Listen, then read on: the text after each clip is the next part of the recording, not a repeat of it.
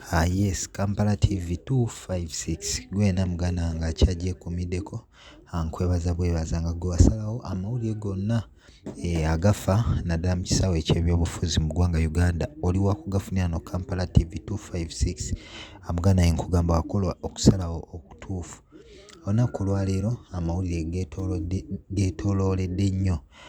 ku kizibwe wa Speaker Parliament y'eggwanga Right Honorable Anita Among.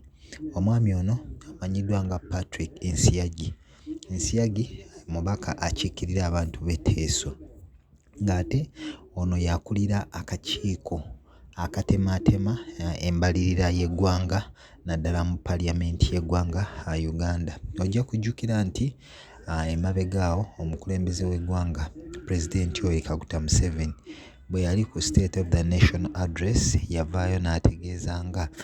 waliwo ababaka ab'enjawulo abongeza ensimbi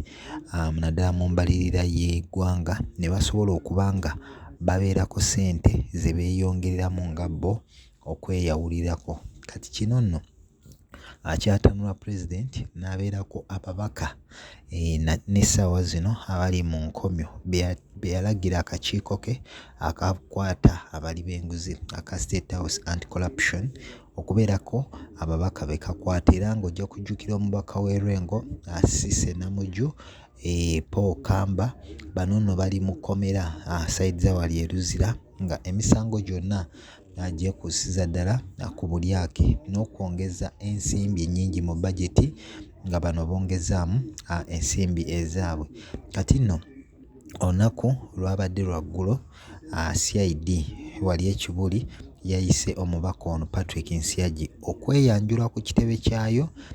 olunaku olwaleero era ng'olunaku olwaleero omubaka yamanyiddwa nga Patrick Nsiagi yeeyanjudde ku kitebe kya CID wali ekibuli naye amawulire agavaayo Nsiagi tasobodde kuba ng'avuddeyo asuzeeyo nga amawulire galaga nti ono akyalina bingi oba poliisi ekyalina bingi byekyamubuuza. Kino nno akyongedde okuteeka emitima gy'ab'eŋŋanda ba Patrick Nsiagi ne bagamba nti olaba olwaleero tavuddeeyo kirabika bali mu kuteekateeka mpapula zino nno ezigenda okuba nga zimusindika mu kkomera eri e Luzira oba okumutwala eri mu kkooti eya Anti-Corruption Court olwo balyoke bamwongereyo e Luzira nga babaka banne bwe baba bakola. Ojja kujjukira nti ababaka bonna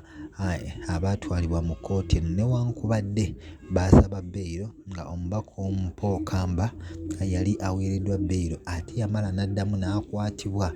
n'ateebwa ku misango emirala nekitegeeza nti buli mubaka akwatiddwa essaawa eno yammiddwa beyiro era nga bakyaliyo mu kkomera sayidi za wali e Luzira. Amawulire n'agongera okuvaayo gavuddeyo ne gategeeza nti omukulembeze w'eggwanga President Yoweri Kaguta Museveni yavuddeyo n'akitegeeza nga ababaka bano buli gwe bakwata wayagala amaleyo at least ekitono emyezi gibeere 6 naawo ne wanaaba nga aweereddwa beyiro ajja kuba nga asobodde okuba nga yeekuba mu mutima ate afuuke ekyokulabirako naddala eri ababaka abalala abasuubira okweyongera okwenyigira mu kikolwa kino eky'obuli bw'enguzi. Kati nno kino kyongedde okuteeka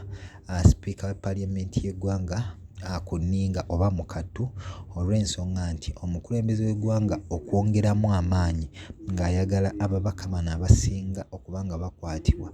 Ekibuuzo kye yababuuzizza ensimbi ennyingi ennyo ze mwongera mu bajeti mukolera ani, muzitwala wa? Kati ye omukulembeze akigambibwa nti yayongedde okwekengera naddala Speaker Parliament y'eggwanga Uganda ng'asuubira nti omukyalo ono ayinza okukozesa ensimbi zino olw'ensonga nti amawulire gaavaayo ne galaga nga naye bwe yeegwaniza entebe y'obukulembeze bw'eggwanga. So omukulembeze okuvaayo n'ateeka ababaka bano ku nninga yakengeddemu nti omukyalo ono ensimbi zino zaafuna ati tomanya ayinza okubaako naye bwazikozesaamu naddala nga yeegwanyiza naddala entebe ennene eyo ey'obwa President. So ababaka bongedde okuteebwa ku nninga ate nga n'amawulire ge tutegeddeko n'ababaka okuva ku ludda oluvuganya gavumenti oba oluwabula gavumenti abangi abali ku lukalala luno newankubadde nga buli lunaku olukya bayitayo omubaka omwomu okubeerako byeyennyonnyola naddala ku nsonga zonna ezootolera ku bulyake obuli bw'enguzi. So gwe muganda nga ali Kampala TV 256 tukyayongera okulondoolera ddala ensonga eno nga buli ggulire lyonna erinaaba livuddeyo oba erinaaba liguddeyo. Patrick Nsiyagi bw'anaaba atwaliddwa mu kkooti ensuubiraano wennyini tujja kujja amawulire ago tugakuwe. Kankwagaliza ekiro ekirungi gwena muganda wange weeraba.